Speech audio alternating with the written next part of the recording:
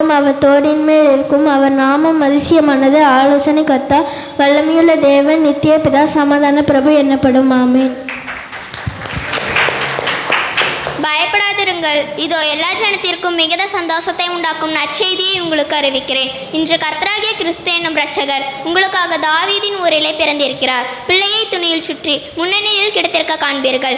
இதுவே உங்களுக்கு அடையாளம் என்றார். அந்த சனமே பரமசேனையின் திரள். அந்த தூதருடனே தோன்றி, உன்னதத்தில் இருக்கிற தேவனுக்கு மகிமையும் பூமியிலே சமாதானமும் மனுஷர் மேல் பிரியமும் உண்டாவதாக என்று சொல்லி தேவனை துதித்தார்கள். நமக்கொரு பாலகன் பிறந்தார், நமக்கொரு குமாரன் கொடுக்கப்பட்டார். கர்த்தத்துவம் அவர் தோளில் மேல் இருக்கும். அவர் நாமம் அதிசயமானது, ஆலோசனை கர்த்தா, வல்லமையுள்ள தேவன், நித்திய பிதா, சமாதான பிரபு எனப்படும். ஆமேன்.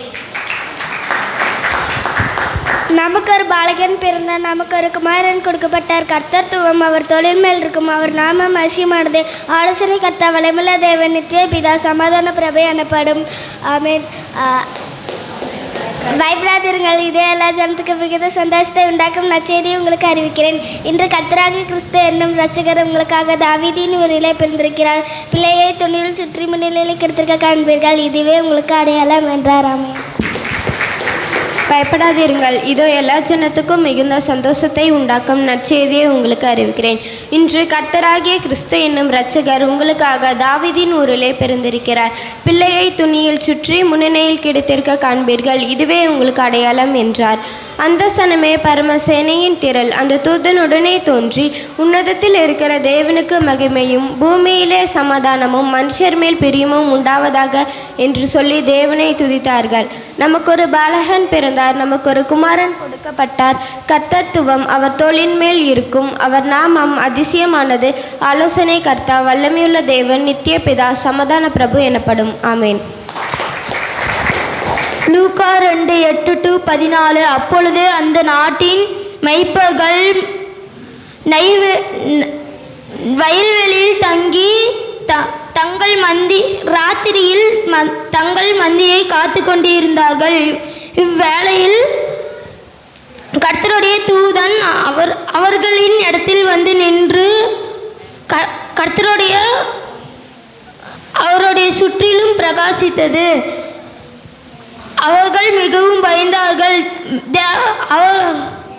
தேவதூதன் அவர்களை நோக்கி, பயப்படாதீர்கள், இதோ எல்லா ஜனத்திற்கும் மிகுந்த சந்தோஷத்தை உண்டாக்கும் நற்செய்தியை உங்களுக்கு அறிவிக்கின்றேன். இன்று கர்த்தராகிய கிறிஸ்து என்னும் இரட்சகர் உங்களுக்கு தாவீதின் ஊரில் பிறந்திருக்கிறார். பிள்ளையின் துணியில் சுற்றி முன்னில் கிடத்திருக்க காண்பீர்கள். இதுவே உங்களுக்கு அடையாளம் என்றார்.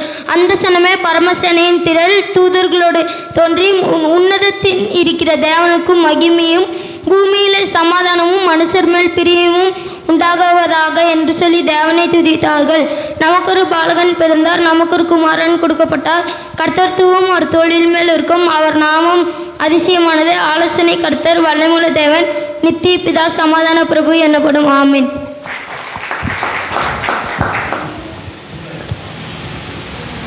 I, the Lord, am bound when ye do what I say, but when ye do not what I say, ye have promised.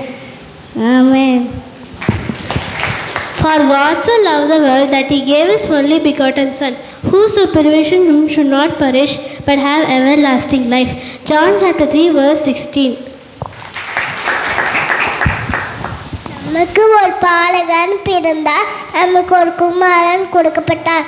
ஏசாயா 9:6.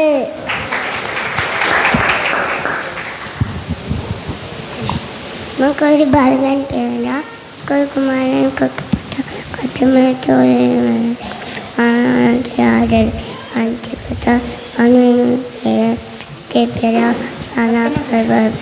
ஆமென்.